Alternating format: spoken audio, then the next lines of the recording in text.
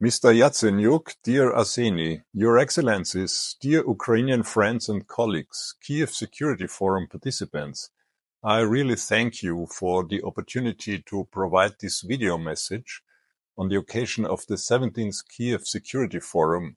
It is my distinct honor to address you in Kyiv. Unfortunately, I cannot be present due to my obligation as chairman of the European Union Military Committee. This year's 70th edition of the Kyiv Security Forum is unique in many ways. First of all, we celebrate the 80th anniversary of victory in Europe, when we unite to remember the end of Second World War in Europe. Secondly, we gather together in these critical times for Ukraine, Europe, and the whole democratic world to debate over the international order, democracy, and peace, all facing challenges or even existential threats. Today's 70th Kyiv Security Forum main theme poses fundamental question: to be or not to be? Can humanity prevent World War III? Personally, I think this question, or rather I should say call to action, is of utmost importance. Why? Because the strategic environment of the European Union has changed for the worse. Let me give you some examples. Russia brings back conventional warfare to Europe. In the Northwest Indian Ocean and the Red Sea, Houthi terrorists attack commercial vessels affecting Europe's security and prosperity. In the Middle East, old conflicts have flared up again. In Africa, the Western world overmore loses connections to affect the local circumstances. In a nutshell, we are constantly maneuvering on the edge of escalation.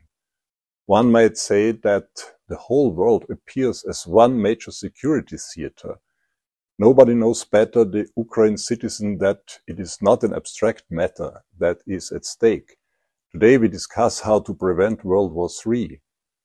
At the same time, we are witnessing the fight of the Ukrainian people and the armed forces of Ukraine, waging the war for civilization itself. On February 24, 2022, Russia's unprovoked and unjustified war of aggression against Ukraine has brought war back to Europe. Immediately, the European Union and international partners started providing substantial political, military, financial, and humanitarian support to Ukraine. This support includes unprecedented aid and assistance to the armed forces of Ukraine, including the provision of military equipment as well as training. In November 2022, we have launched first ever military contribution on EU soil to support Ukraine's defense against Russia within the framework of European Military Assistance Mission in support of Ukraine. Let me highlight some details about the mission. EUMAM Ukraine provides training to the armed forces of Ukraine personnel at basic, advanced and specialized levels. So far, EUMAM Ukraine has trained around 75,000 Ukraine soldiers in 1,500 training modules. In addition to the training being conducted by EUMAM Ukraine's subordinate commands in Poland and Germany, training has also been conducted in 24 other European member states.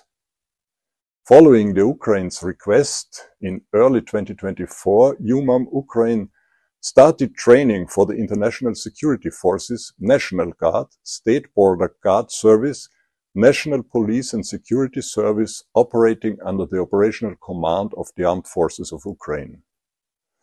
Let me stress that training programs are always based on the combat needs defined by the Armed Forces of Ukraine and in coordination with Ukraine Defense Contact Group, NATO and other key international partners. During our works and discussions with the European Military Committee, Chiefs of Defense always perceive EUMAM Ukraine as a critical platform in enhancing capabilities of the armed forces of Ukraine. Once they are vital for Ukraine's capacity to self-sufficient deter further aggression. When we ask today ourselves, can humanity prevent World War III? My answer is yes. Even so, there is no simple solution to that.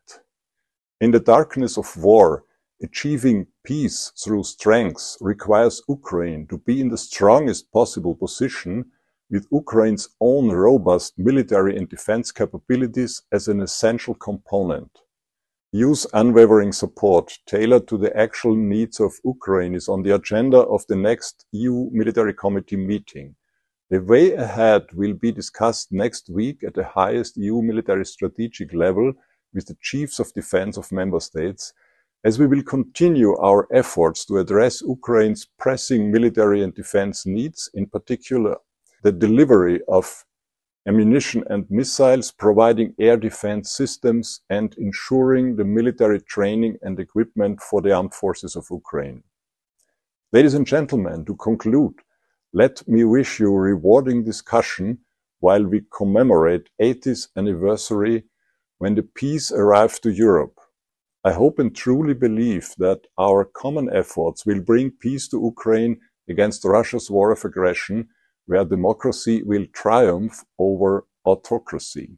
Slava Ukraine!